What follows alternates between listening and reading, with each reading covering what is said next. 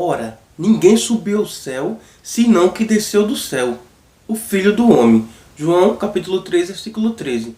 Então fica a pergunta: se ninguém subiu ao céu, então como explicar Elias e Enoque que estão lá? Como explicar esse texto? Se ninguém subiu ao céu, então como explicar o arrebatamento de Elias e Enoque? A Bíblia se contradiz. Eu não entendi nada agora. A vida toda você entendeu esse texto errado. Nenhum homem subiu ao céu. Nenhum homem, portanto, está qualificado para falar de coisas celestiais. De João 3,12. Falar dessas coisas requer um conhecimento íntimo delas. Exige que as tenhamos visto. Como ninguém subiu ao céu e voltou, ninguém está qualificado para falar deles, a não ser aquele que desceu do céu, Jesus.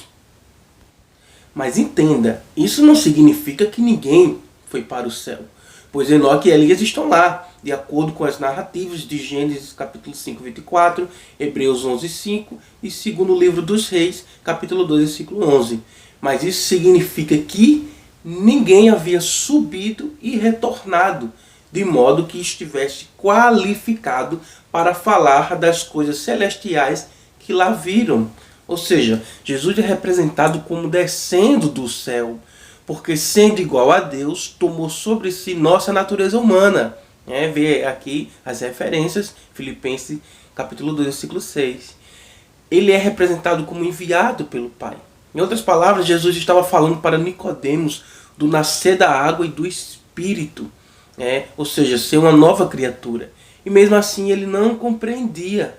Como iria falar de coisas celestiais se ele não ia nem as terrenas? Se não entendesse coisas terrenas, Nicodemos, como irá entender as celestiais? Ou seja, Jesus estava se referindo à sua união hipostática. E o que é isso? Sua natureza divina humana. Em outras palavras, Jesus tinha duas naturezas, a humana e a divina, que era Cristo. Ou seja, quando ele fala para Nicodemos, ele estava dizendo assim: agora o Jesus está falando como um ser humano, e você, sendo mestre de Israel, você não consegue entender o que eu estou falando? Então, se eu falar como Jesus o Cristo, como é que você vai entender? Sendo que você não compreende nem as coisas daqui. Jesus era 100% homem, 100% Deus. Ou seja, em outras palavras, Jesus estava dizendo assim, Jesus queria dizer que a única pessoa qualificada que estava no céu e que desceu para falar de coisas celestes era ele mesmo. Essa é a charada. Gostou desse conteúdo? Curte, comenta, compartilha.